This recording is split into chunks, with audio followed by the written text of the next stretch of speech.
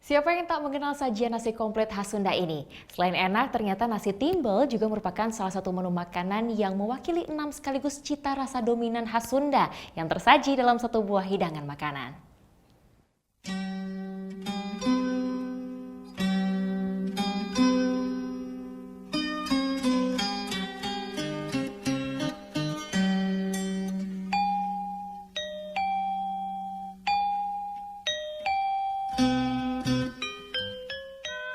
Nasi timbel bagi lidah masyarakat Sunda pastinya sudah tidak asing lagi.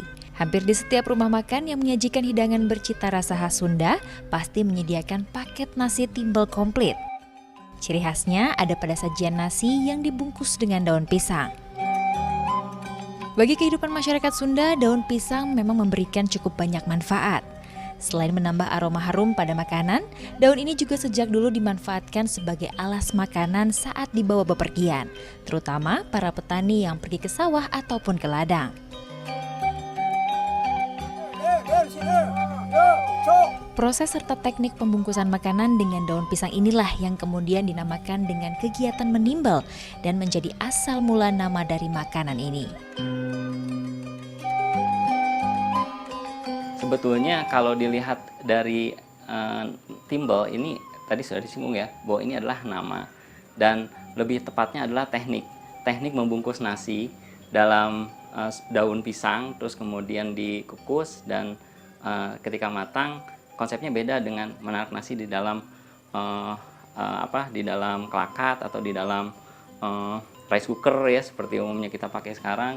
Ada kenikmatan tersendiri, tapi kalau dilihat dari dan secara sejarah, proses menimbel ini sebetulnya sudah muncul pada masa-masa yang jauh lebih lama dari masa sekarang. Misalnya kalau kita perhatikan di naskah-naskah Sunda di abad ke-16, ada naskah Sanghyang Sisa Kandang Karisian, itu juga sudah disebutkan proses menanak nasi dan proses menimbel nasi lah kalau istilahnya sekarang di dalam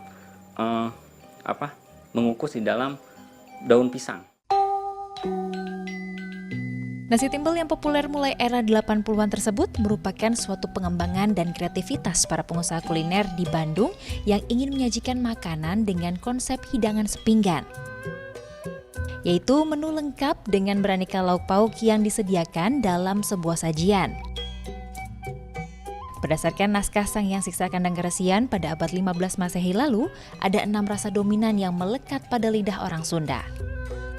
Asin, pedas, gurih, pahit, manis, dan juga asam atau masam.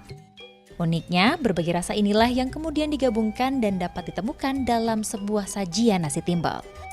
Bukan hanya naskah yang tadi saya sebutkan, naskah Sanghyang Siksa Kandang Karesian dari masa Pajajaran, tapi juga ada naskah Swawar Cinta. Naskah Swawar Cinta ini naskah yang menyebutkan konsep unsur-unsur rasa yang mulai dari asin, manis, asam atau masam, terus juga rasa-rasa lain ya yang memang membentuk konstruksi sebuah kuliner di wilayah manapun termasuk Sunda. Jadi unsur-unsur rasa yang ada di dalam timbel itu memang kalau dilihat secara filosofis ini memang membentuk komponen-komponen rasa yang terpisah tapi disatukan. Di rumah makan Sunda, umumnya sajian menu nasi timbel ini berisi nasi pulen, lalaban segar, gurihnya tahu, manisnya tempe bacem, lengkap ikan asin serta daging ayam, dan pedasnya sambal, ditambah renyahnya peyek atau kasreng.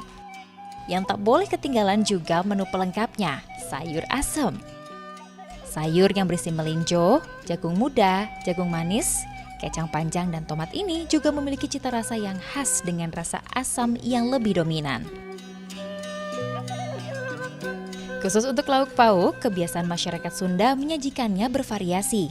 Ada yang menggunakan ikan ataupun ayam. Agar rasa ayam lebih gurih, sebelum dimasak, ayam dilumuri dengan bumbu campuran bawang merah, jahe, lengkuas, kemiri, bawang putih, kunyit, dan serai terlebih dahulu. Semua bumbu kemudian dihaluskan dan ditumis hingga wangi. Lalu tambahkan air dan masak ayam hingga bumbunya meresap. Setelah itu, ayam digoreng sampai warnanya berubah menjadi coklat keemasan. Sajian ayam digoreng ini memang menjadi salah satu menu favorit bagi para penikmat nasi timbel.